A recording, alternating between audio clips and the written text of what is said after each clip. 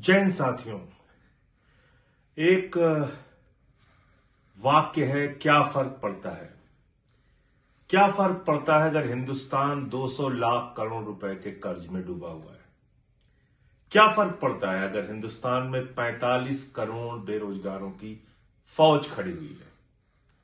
क्या फर्क पड़ता है अगर किसान खाद की एक बोरी के लिए लाइनों में लग के मर जाता है। क्या फर्क पड़ता है अगर हमारा नौजवान नौकरियों के लिए जाता है और लाठियां पाता है। क्या फर्क पड़ता है भारत की सेना जो देश की सीमाओं की सुरक्षा करती है, उसमें 4 साल की नौकरी कर देकर अग्निवीर बना दिया जाता है नौजवानों को।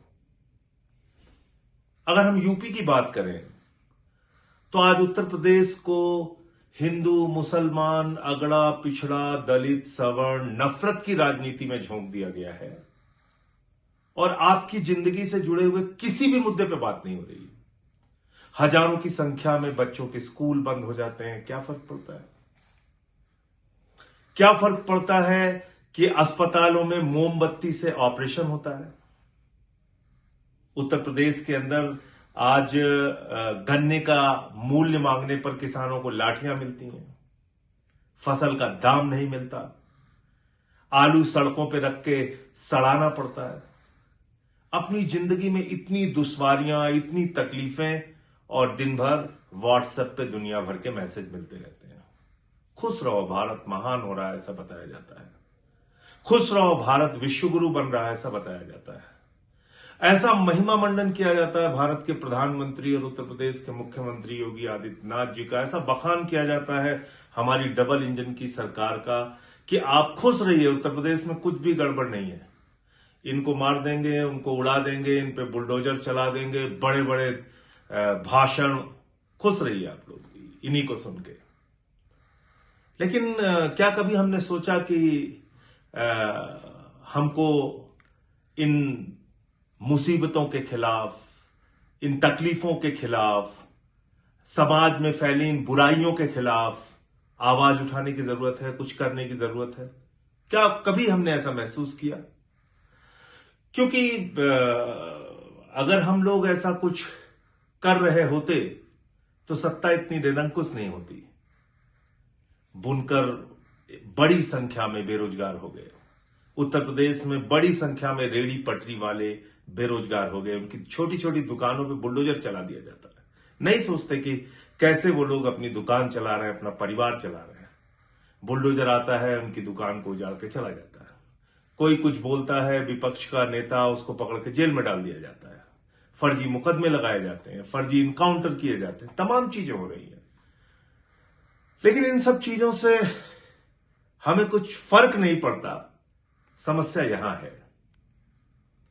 सवाल यह नहीं है कि आज समाज में दिक्कतें हैं। सवाल यह है कि उन दिक्कतों के खिलाफ हमें कोई दिक्कत नहीं हो रही है। हम बड़े आराम से अपनी जगह पड़े हुए हैं। शायद ये सोच के भी कि कौन इस पचड़े में पड़े, शायद ये सोच के कि एफआईआर हो जाएगी, शायद ये सोच के कि हमें क्या फर्क पड़ता है, जैसे समाज चल रहा है, जैसे दुनिया चल रही है, जैसे उत्तर प्रदेश चल रहा है, ऐसे ही चलता रहेगा।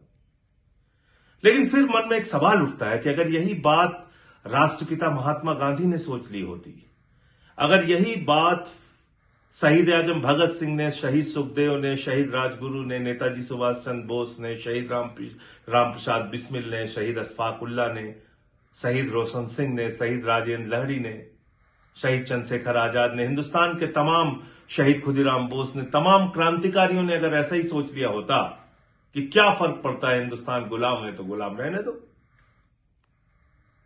चल रहा है जैसे चलने दो। 190 साल तक अंग्रेजों का गुलाम रहा हिंदुस्तान। उनके खिलाफ लड़ने वाले लोग भी तो हिंदुस्तानी थे, लाखों करोड़ों की संख्या में। कभी गांधी जी के नेतृत्व में, कभी शहीद आजम भगत सिंह के नेतृत्व में उन्होंने अपना बलिदान दिया, अपनी कुर्बानियां दी इस देश के लिए कि मुल्क आजाद हो जाए। मुल्क आजाद हुआ, बाबा साहब डॉक्टर भीमराव अंबेडकर जी ने देश को एक संविधान दिया। जब इस देश में आपातकाल लगा, समाजवादियों ने और हिंदुस्तान के बड़े बड़े नेताओं ने लोकनायक जयप्रकाश नारायण जी के नेतृत्व में गिरफ्तारियां दी। क्यों दी? क्यों जेल में गए वो, क्यों लाठियां खाई उन्होंने? क्योंकि वो लोकतंत्र को बचाना चाहते थे, आपके अधिकारों को बचाना चाहते थे। वो सर झुका के नहीं जीना चाहते थे। लेकिन आपको अपनी समस्याओं से कोई फर्क नहीं पड़ता। जैसा चल रहा है वैसा चल रहा है। व्हाट्सएप पे दिन भर आप दुनिया भर के मैसेजेस पढ़ रहे हैं तो पढ़ रहे हैं। कोई मंत्री गंदा पानी पीने पर 10 लोगों की मौत हो जाए, 15 लोगों की मौत हो जाए, उसके बाद कहे कि घंटा फर्क नहीं पड़ता, और आपको फिर भी गुस्सा में आए। साइंटिस्ट सोनम वांगचुक जेल में है और रेपिस्ट जेल के बाहर हैं, फिर भी आपको कोई फर्क नहीं पड़ता। तो मुझे तो फर्क पड़ता है, मुझे तो तकलीफ होती है, मेरे मन में तो बेचैनी होती है सब कुछ देख के। और इसीलिए लगातार उत्तर प्रदेश में आम आदमी पार्टी की तरफ से अपने साथियों के साथ मैं निकल पड़ा हूं अपने घर से, रोजगार दो, सामाजिक न्याय दो का नारा लेकर। आज उत्तर प्रदेश में नौजवान बेरोजगारी की मार झेल रहा है। उसका पेपर लीक पे पेपर लीक हो जाता है।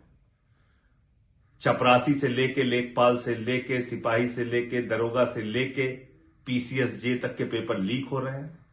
टीचर्स की भर्ती में घोटाला हो रहा है।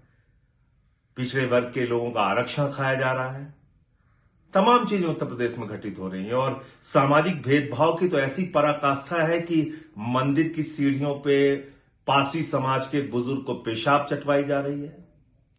यह भेदभाव का आलम है कि कथावाचक की चुटिया कटवा ली जा रही है। यह भेदभाव का आलम है कि सीआरपीएफ के जवान को घोड़ी पे नहीं चढ़ने दिया जाता है।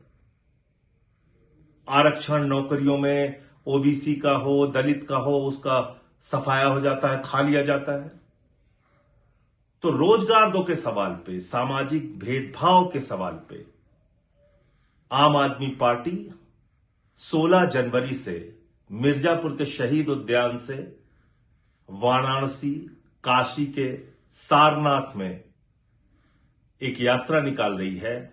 ये करीब 90-95 किलोमीटर की पदयात्रा है। 16 जनवरी से 22 जनवरी तक ये पदयात्रा चलेगी और इस पदयात्रा में हम रोजगार का मुद्दा उठाएंगे, सामाजिक भेदभाव का मुद्दा उठाएंगे, हम तमाम और मुद्दे उठाएंगे जो उत्तर प्रदेश को और इस देश को प्रभावित कर रहे हैं। महंगाई का जुड़ा हुआ मुद्दा है, वोट चोरी का जुड़ा हुआ मुद्दा है, तमाम मुद्दे वो जो आपकी जिंदगी से जुड़े हुए हैं। किसानों का मुद्दा है, बुनकर का मुद्दा है, आशा बहुओं का मुद्दा है, रोजगार सेवक का मुद्दा है, वो तमाम मुद्दे उठाएंगे। अब तक 2 यात्राएं हो चुकी हैं और आप लोगों ने बहुत प्यार दिया, साथ दिया। एक यात्रा हुई सरयू से संगम तक, दूसरी यात्रा हुई रामपुर से अमरोहा तक और तीसरी यात्रा है मिर्जापुर के शहीद उद्यान से वाराणसी के सारनाथ तक। आइए इस यात्रा का हिस्सा बनिए, अपनी आवाज उठाइए। यह मत सोचिए कि क्या फर्क पड़ता है, बल्कि यह सोचिए कि आप क्या कर सकते हैं। आज हिंदुस्तान की समस्याएं, उत्तर प्रदेश की समस्याएं, लोगों की जिंदगी की दुश्वारियों को दूर करने के लिए आप क्या कर सकते हैं। तो ये अगर आपके मन में जरा सा भी ख्याल आए तो इस पदयात्रा से जुड़िए। और इस पदयात्रा से जुड़ने के लिए एक मिस्ड कॉल नंबर है 750004 0004 750004 0004। इस नंबर पर मिस्ड कॉल दीजिए। हमारे कार्यालय से आपसे संपर्क किया जाएगा और आप इस पदयात्रा का हिस्सा बन सकते हैं। किसी भी तरीके से आप अगर सपोर्ट कर सकते हैं इस यात्रा को तो सपोर्ट कीजिए। इस यात्रा को तन मन धन जैसे भी आप सपोर्ट कर सकते हैं। 4 लाइनें अगर इस यात्रा के पक्ष में सोशल मीडिया पे भी लिख सकते हैं, फेसबुक पे लिख सकते हैं, वीडियो बना सकते हैं, मैसेज 10 लोगों को आगे फॉरवर्ड कर सकते हैं। कुछ भी अगर कर सकते हैं तो करिए और इस पदयात्रा को कामयाब बनाइए। अपने मुद्दों की आवाज को बुलंद कीजिए। आइए मिलकर साथ चलें, यूपी की आवाज बने। जय हिंद।